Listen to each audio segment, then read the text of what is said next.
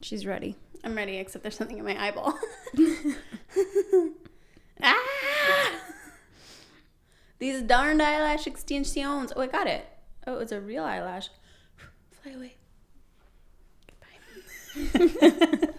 Hey, Alyssa. Hey, Sam. Are you actually ready? I don't know. It's still there, I think, but let's jump into it. So, Alyssa, would you like to introduce today's episode? I would be honored. Okay. So today we're going to be talking about kind of like my journey with alcohol. I know that we touched on it in season 1 already, but I made a big change. I am today, I guess, 2 months and 3 weeks. Tomorrow I'll be 2 months and 3 weeks. No alcohol, so completely sober except for nicotine mints. Which are still hitting hard. Yeah. One step at a time. Yeah, exactly. Jordan Sparks. Yeah, so I posted on my Instagram and asked if anybody would be like interested in hearing about it, and there was actually a lot of feedback that people were interested in kind of hearing like why, how I'm feeling and stuff like that. So I figured like let's fucking talk about it. Let's just really dive headfirst into this. Yeah. Can we take it back a little bit to like when did like alcohol become like a part of your daily life kind of thing? So I started drinking, I started like drinking in high school, and I would always drink at parties and stuff like that, but it was never something like I actually thought about. Like I wasn't like, oh, I need a drink or whatever. It was just like, you know, Fun. Yeah, that kind of thing. Even when I first started in like my restaurant job with Cactus Club, it's a restaurant in Canada. People know by now, hopefully. We've mentioned in every episode. It is a casual fine dining restaurant. Yeah. Even when I first started there, like alcohol wasn't the way that I see it now. I would still drink, but I could really take it or leave it, like 100%. I wasn't super interested in it. Oh, really? Yeah, honestly. And I mean, we'll get into my party days one day. We'll get there one day. I'm just not ready. But even back then, like it was kind of like I would have like a martini and still didn't like the taste or whatever, and just like drink a Caesar here and there. But I think that it really became a thing when I started bartending, I guess. I don't know. I think just like being around it so much and like sitting at the bar after work and stuff like that, and kind of like making friends that way by drinking. It kind of just started this, I don't know, like trajectory. Yeah, I guess so. And I don't really remember alcohol being such a part of my life until I moved to Toronto. Oh, really? Yeah. And then it kind of shifted from I like a beer after work to like I can't stop going to the refrigerator. Really? Yeah. I do feel like there was a moment where you gained a lot of like interest in alcohol and almost like respect for it kind of thing, and especially with like wines and stuff. I remember we had gone to New York together, and like you were really interested by it, and so it almost was like a hobby that turned into like like it almost was like a hobby that kind of turned into something more than that. Yeah, I like craft cocktail creation. I think that it's fascinating. I think that alcohol in general is just such a cool, it's, to me before it was very much so like a chef. But like an alcohol chef, I guess. And same with wine. We had some... Welcome, this is our alcohol chef. There's a restaurant called Bar Chef in Toronto. It's actually really cool. But we had a sommelier who was like so passionate and knowledgeable about wine with Cactus, and I really like look up to him and learned quite a bit of about wine with him as well. And I did start to just get really interested in like, you know, scotch and whiskey and wine, and then when I became the bar manager of the beer concept that we had, I became really interested in beer, and I think that passion was I don't know, I think that they were like I think they were completely separate. I don't think that like me being passionate about alcohol made me drink it more, because even when I would create these cocktails and stuff, I wouldn't really be like sipping them like back. I would just kind of like taste them and then be like, no, that was cool, okay, see you later. When I moved to Toronto the first time is when it really became like an issue, I think, when like my views of alcohol changed. I was still going out and drinking quite often when I was like in my first bit of being in Toronto. But once I moved apartments, it kind of like, I don't know, something changed, and I started like going out all the time, but then when I would get home, still drinking. If I'm alone, just drinking. Yeah. And I remember being on the phone with my dad after I found out he was sick, and I just like, it was like a obsessive thing. Like, it was just like, oh, okay, this drink is done. Go back to the refrigerator, get another vodka water, and then sip it the whole time I'm talking to him, and then go back to the refrigerator. And it was just like almost like a habit, I guess. And I really just wanted to be in that state, like not like wasted, but just like somewhat messed up. Yeah. Yeah. And then I don't think it was really until, I don't know. I mean, like I said, with like when my dad was sick in the loss episode, I was drinking a lot then as well. And I started drinking a lot of beer when I got together with Glenn because he liked beer. And then when I became the bar manager, it was just like I was trying beer all the time. As soon as I would have like one like sip or a half of a beer, it just kind of became this thing where it was like I wanted the whole beer, and then I wanted another one, and then I wanted another one, and I wouldn't stop. Yeah. And my body, I don't know why, I don't throw up from alcohol. I don't really pass out until like I'm ready to pass out, I guess. Like when I choose to put myself to bed, it's the weirdest thing. I can just drink and drink and drink. And I think that was also a really dangerous thing for me because I could actually drink quite a bit before I seemed like I was drunk. Yeah. Like I could have like 4 beers or 5 beers before it seemed like I had even been drinking. So it was pretty easy for me to like have like 3 beers and then like meet up with friends and drink so that like you're not as embarrassed about drinking so much. When you were like, when it kind of started becoming something that was a lot more habitual, were you cognizant of it? Like, was it something when you were like, ooh, this is maybe becoming a problem, or was it just like so like autopilot almost? Yeah, I don't think that I was cognizant of it at first. The first time that I actually realized that I might have a problem with it was when I was living up here. And I remember telling myself when I was sitting on the couch, I was like, you don't need another beer. Like, you shouldn't have another beer, like whatever. And then I would like be going into the fridge and I'm like, don't do it. And then I would crack that beer and drink it. I'm just like, the fuck is wrong with you? Like, you're like, what is this? You're telling yourself, it's like when you don't want to eat like another cookie and you're like, don't do it. I was just going to say that's me with food. Yeah. 100%. And I just kind of started feeling like, ooh. I don't know if that's the best thing. Yeah. But the way that I feel about alcohol, I mean, probably still, is like I'm not somebody who can leave like a half a glass of wine on the table. Oh, I know. I'm so bad for this. Like anytime we go to a restaurant, I don't drink. So I just like, as soon as I pay the bill or whoever pays the bill, I just like get up to leave, and you would always be like trying to like take the last sip, and I'd be like, oh, I'm so sorry, I felt so rude about it all the time. But it's just like I don't even think about, because I'm like, I have a $1 cola. Yeah. I don't have like a $12 martini there or something. It's not even about the money. It's just like that's the golden juice. Yeah. I can't leave it there.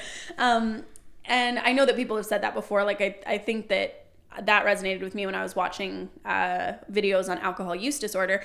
But it is concerning to me because it was so out of my brain. Like it wasn't even in my thought process that there are people who can have one beer and then not have another one, or like whatever. That's just what like I like to drink. Yeah. But like have one martini or one glass of wine, I'm like, no. Like the whole time. Okay, so if I start drinking, like if I have one drink, that whole drink, I'm thinking about if I can have another one and who I'm with, if it's like appropriate. And then if I think it's not appropriate, I'm thinking, okay, well, when's the next time that I can have another drink? And then if I've had a couple and then I'm like, okay, well, should I ask to stop on the way home, or do I have something at home that I can continue drinking? Or if we're at a restaurant and I'm drinking and then we're going to do another activity, I try to make sure that there's alcohol available at that next activity. Like, it's just wild. Yeah. Is it like, when you were drinking, would it be worse to not have a drink at all, or worse to be like, I can only have one? Oh, worse to only have one. Yeah, because as soon as I have that first one, I mean, it's a Catching drug. the flavor tones. Well, yeah, it's a drug. So that people just hate that I'm not a freaking microbiologist or whatever, but whatever's happening in your brain is happening. And to me, once that starts, it's like, well, I want to keep that going. And if I don't or can't, it's like, well, that sucks. But if I don't have one, then I'm like, well, this is fine. Yeah. Basically. Yeah. Okay, so you're talking a little bit about like how you feel about alcohol. How do you how do you view alcohol? Like at this stage in your life, like, because it was kind of something that you were like doing for fun, then it was something that like you really respected, and then it was sort of something where you were kind of starting to see it as a problem. So at this point in your life, like where are you left with that? So I can't think about never having another drink. Okay. So I don't want to sit here and be like, I'm sober now and like I have, 2.5 months sober or whatever, because that's not the case. And that wasn't my initial like thought process when I started this thing. Yeah. Started being sober. But I almost am like scared of alcohol right now because through this I've been researching and stuff like that, and the appropriate amount of alcohol for women is shockingly low. How much are we talking? I can't remember the statistics now or whatever the things, but it's like, I think it's like 3 drinks or something like that. I think it depends on a lot of factors. Yeah. But I do know that it was a lot less than what I was consuming. You know what I always think about when I'm like... 3 drinks a week. Sorry, I just wanted to say. 3 drinks a week? Oh, I thought you were talking a night, and I was like... No, like a week. Oh, that's crazy. Yeah, it was very low. It's funny, like, watching people drink as someone that doesn't drink, because I'm like, how do you even have, like, the physical volume for this much liquid? You know what I mean? Because I'm like, I've watched people, like, really throw them back. Like, it was with a friend the other night, and they had like, I think they had like 14 like coolers. Yeah. And I was like, this is a lot like, I just kept looking at them putting down another can, and not even like in a judging way, but more so just like, actually how, like physically how are you not just constantly pissing? Like, I feel like that's so much liquid in your body. Like, it's just like, I couldn't drink that many colas. I know that much. Yeah. As much as I want to. I don't know. I do drink a lot of liquid in general. Like, the amount of water I drink is crazy. Like, I'm freaking always... Yeah. I'm using up that Aesop soap real quick. But, yeah, I don't know. I mean, I would eat less so that I could fit more in. Oh, no. How sad. Yeah. And food should never take the hit. I would always choose alcohol over food, even like 3 years ago. Like, I would, yeah. And it fills you up as well. So you're not as hungry, especially beer, because it's just pure barley.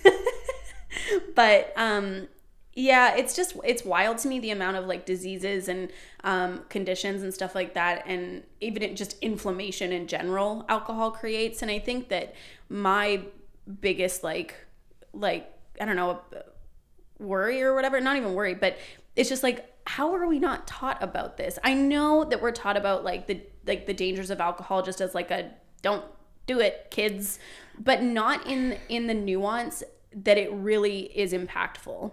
Yeah, I don't feel like looking back to like our schooling, I don't feel like we really were taught that much about drugs and alcohol. Like, I felt like I learned about it in like 5th grade and stuff like that, and then maybe they touched on it in like 10th.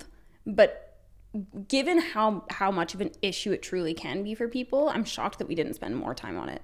Yeah, I feel like I learned a lot about drugs growing up, but alcohol was like... The only reason that I learned about drugs was in like bio honors.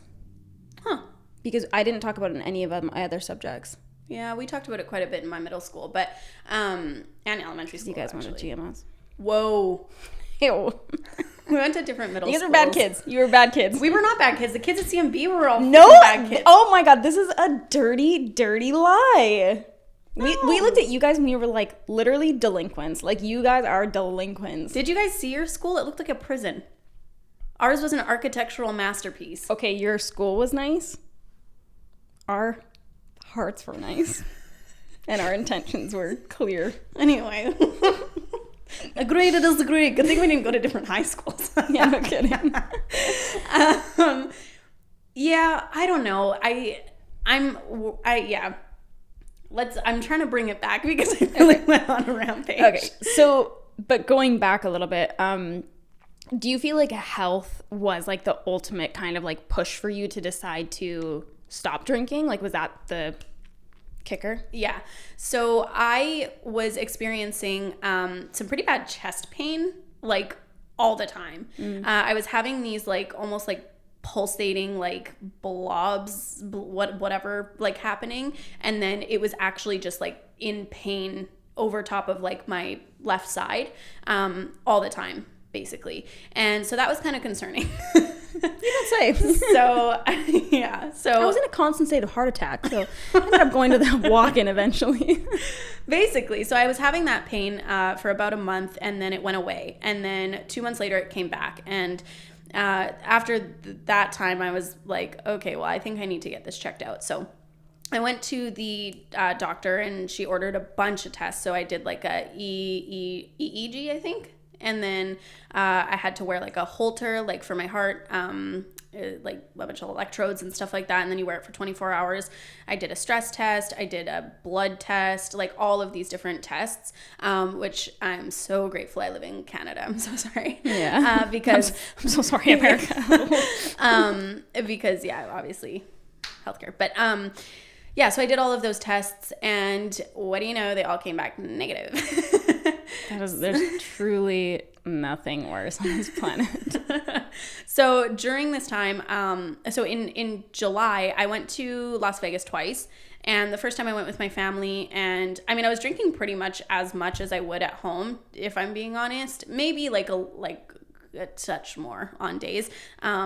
And then I came home, and then the pain was still happening. And then I went back to Vegas again.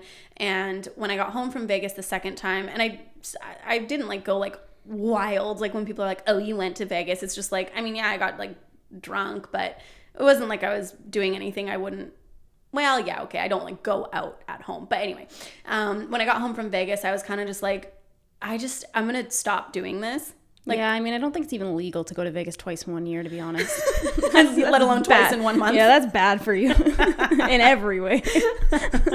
So when I got home, I was just like, like I just don't want to drink this week. And so it kind of started with just like, I'm just not going to drink today type of thing. And so I didn't drink that whole week. And then it was pretty hard, I'll be honest. Having to start that, the first week wasn't hard. The second week was hard, because after the first week I was like, well, maybe I can keep this going type of thing.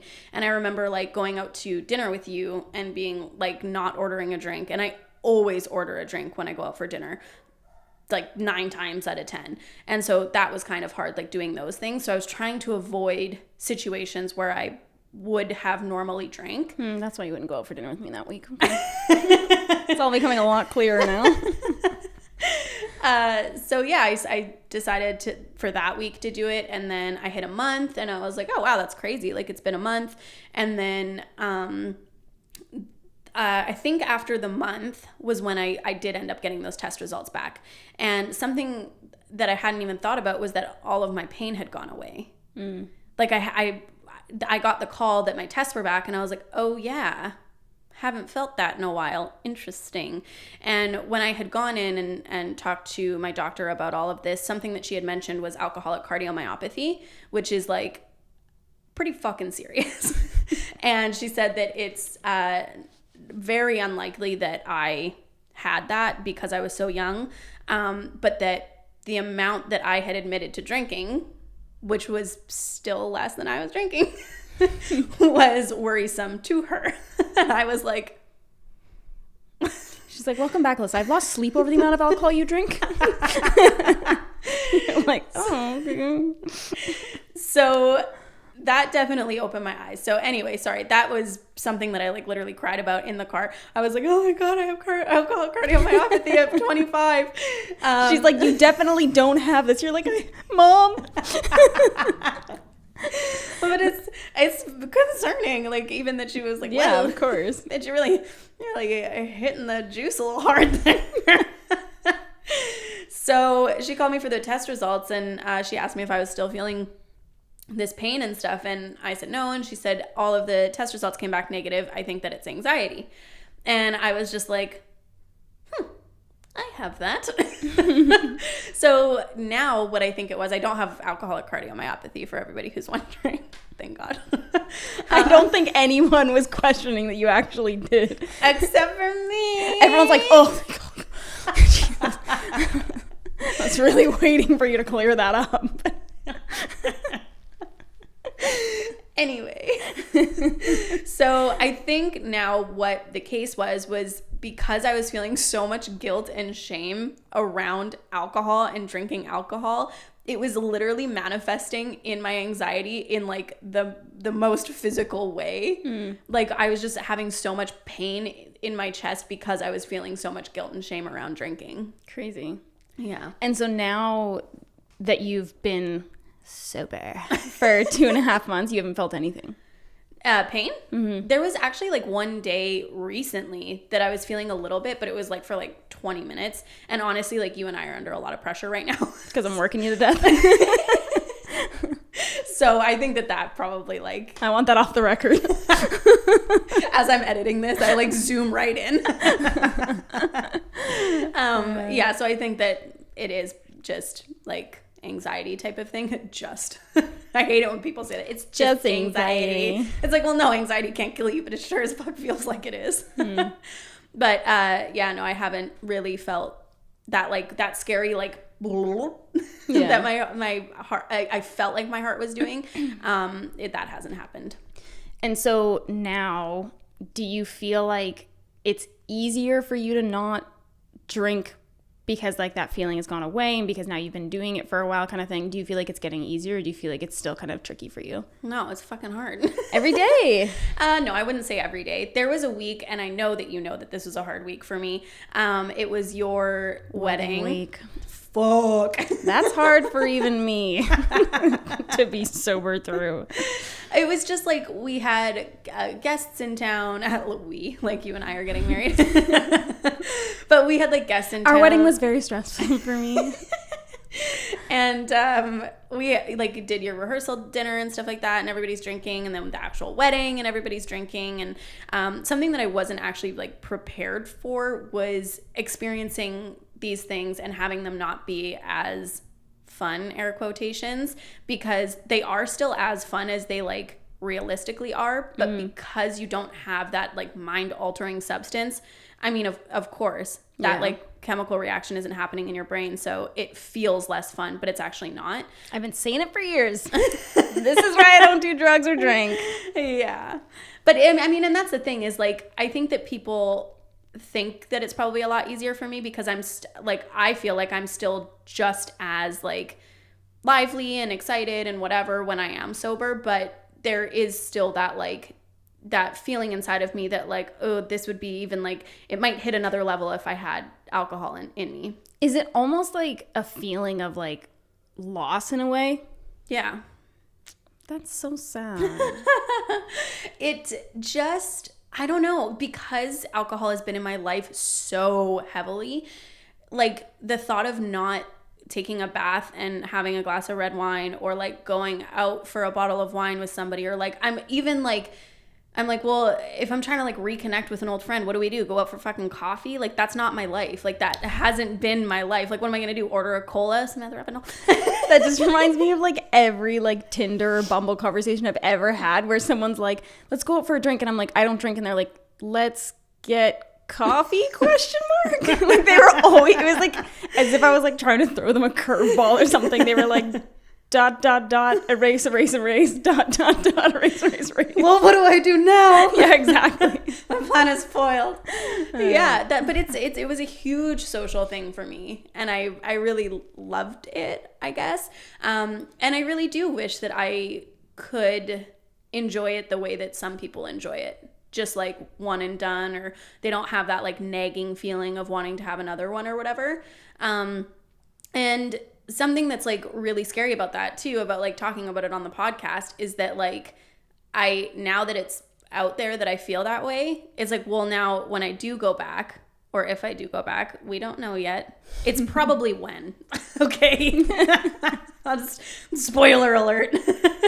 But you know, when I do go back to drinking or whatever, I don't know, it gives me anxiety knowing that the people that I'm going to be drinking with know that I feel this way about alcohol. Why? I don't know, because it almost just feels like that facade, or like that you know, tough exterior is like broken, and they can see like right into me that like I'm probably thinking I want another one or whatever.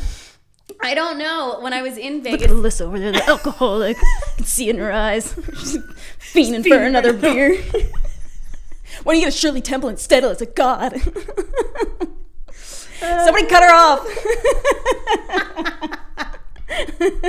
I don't think, let me just clarify. I don't think anyone's going to be looking at you that way. I think that is purely your feeling. Well, you don't know. You're right, I don't. I can tell you that I won't feel that way. Okay. Yeah. I'm like watching your like every wine go down. Like, you're like, you all right without another?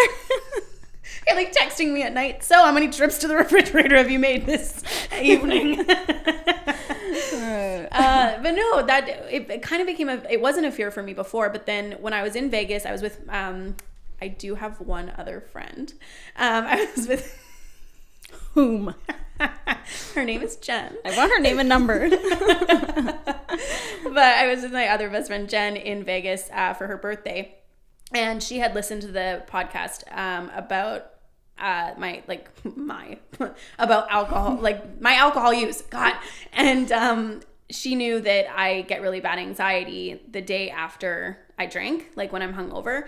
And she just like asked me as a friend, like if I was having anxiety the day after we had like drank a bunch the night before. And I was just like, oh no, I've been found out. Because I'm pretty good at like acting like everything's okay, but inside I'm just dying. And I like it that way. But now it's like, well, now people know. I can't fake it. Yeah. So it's so funny, almost like you like reverting back to old ways of wanting to be stoic.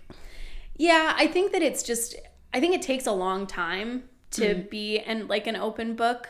Yeah. And not worry about wanting to put on a facade, because I do like that. And I think that it's where I'm most comfortable. That's like my like comfort zone, is just kind of like staying in a straight line, like never like faltering. But that's not true. I'm a human. And it's like, it's a ridiculous thing to try to live up to, being, you know, at like a homeostasis type situation all the time. But it is still like uncomfortable for me, I guess. Is there, there's this side of you that's kind of nervous about people like knowing how you feel about alcohol, or like how you maybe struggle with it or whatever. Are you worried about going back and feeling like almost like, I don't know if embarrassed is the right word, but just having people be like, oh, I thought you were sober? I'm not as worried about like people thinking that I was sober, because I feel like every time I mention it, I make sure to mention that like I'm not sober, so to speak. I'm just not drinking right now. But I am worried that I will feel guilty, which is why I haven't gone back. Like basically when I said I can't think about ever, like not ever drinking again, basically I wake up every single day and I'm just like, okay, I'm not going to have a drink today. Wow, that sounds real. But anyway, we're coming to some realizations here today on the podcast. But that is, I'm just like, okay, well, do I want to have a drink today? No. Okay, let's take that day by day. And so I am just worried that there will be a day that I'm like, okay, I'm going to have a drink today. I want it to be the choice though. I don't want it to be a situation where I'm out at like a concert or something like that, and then I split decision make the choice to like have a drink. I think that's when I'll regret it. Mm-hmm. But if I wake up one day and I'm just like, you know what, I think that I'm strong enough, blah, blah, blah, whatever. to go back and enjoy this responsibly, that's when it's the right time for me to go back. And the other thing is I actually feel quite a bit of pride about being sober, I guess. Like, I was at Vancouver Pride, and I was around a bunch of people who were drinking, and I was the only one who wasn't drinking, and I just felt so proud to be like, oh, like I don't drink, which I feel like is a little bit of like maybe a lie, because it's like, okay, well, I'm just not drinking right now, but I feel like I've earned the right to say I don't drink. It's been 2 months, okay? Did you feel at all like left out in that scenario, or were you more so like just like proud of your accomplishment than anything? I think Pride was hard at times, because I've been to Pride so many times, and where I have drank and stuff like that, and so it's kind of almost like a trigger, I guess. And something about rainbows, man, just makes me want to pour a cold one. They just get me.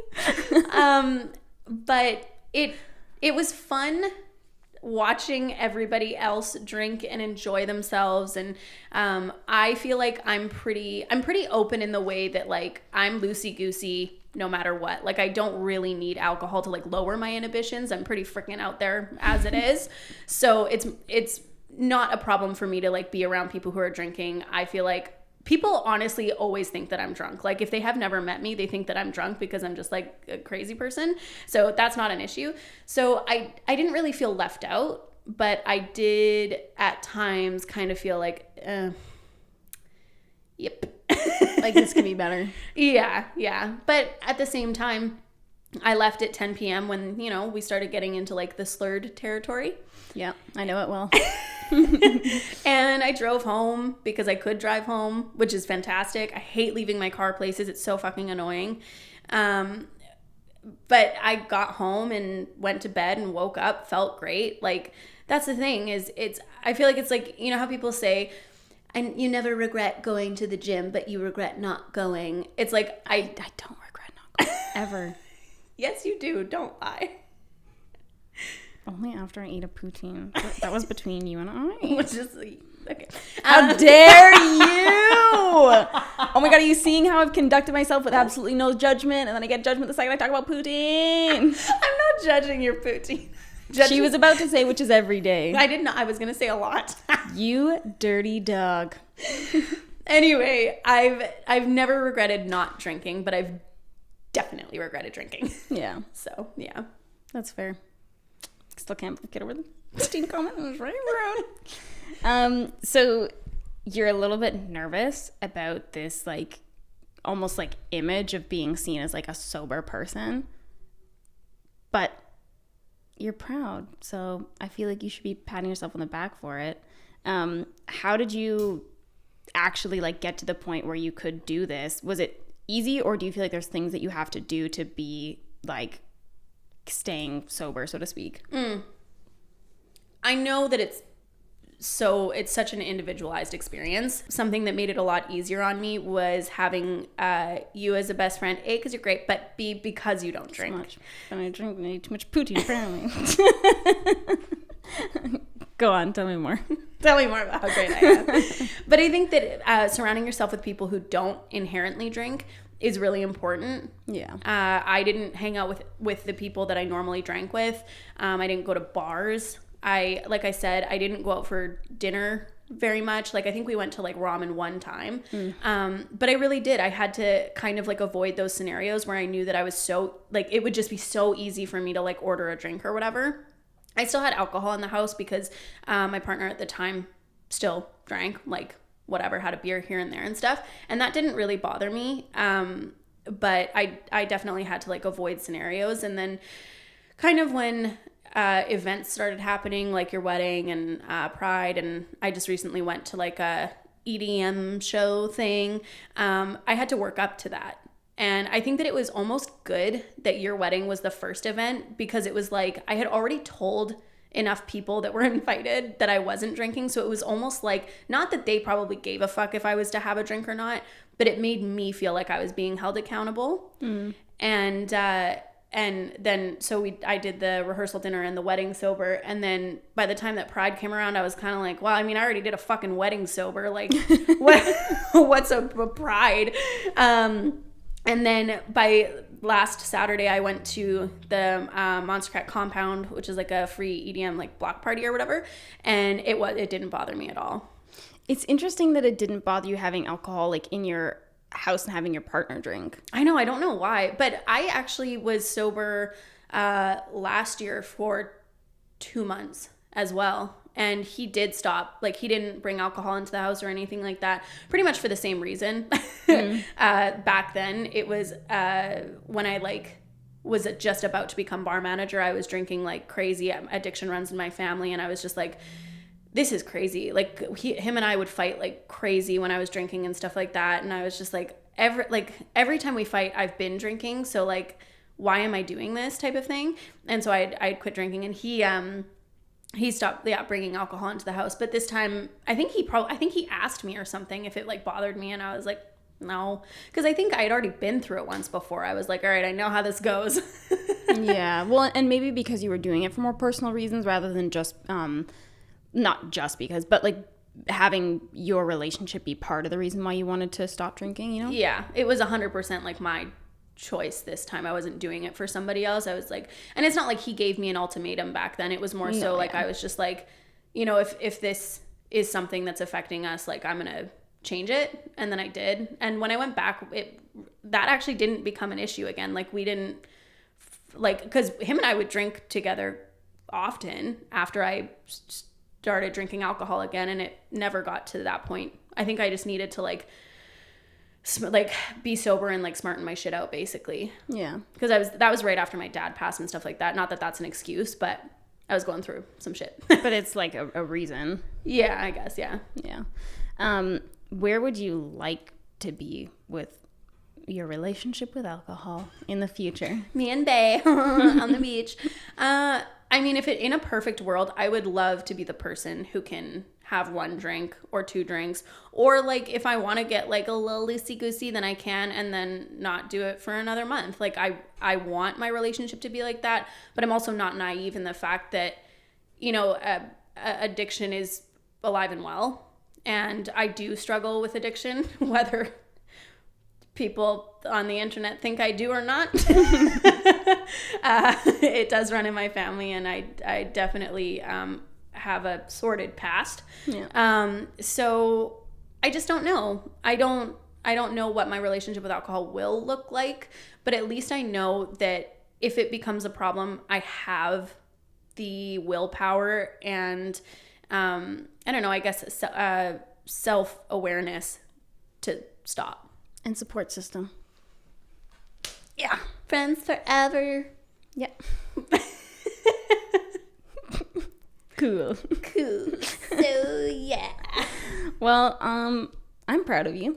Thanks. I think you've done a really good job, and I think it's not an easy thing to do, and I think that it has been some stressful months. You've been doing a lot. There's been a lot of changes in your life. I feel like you're just managing it all quite well.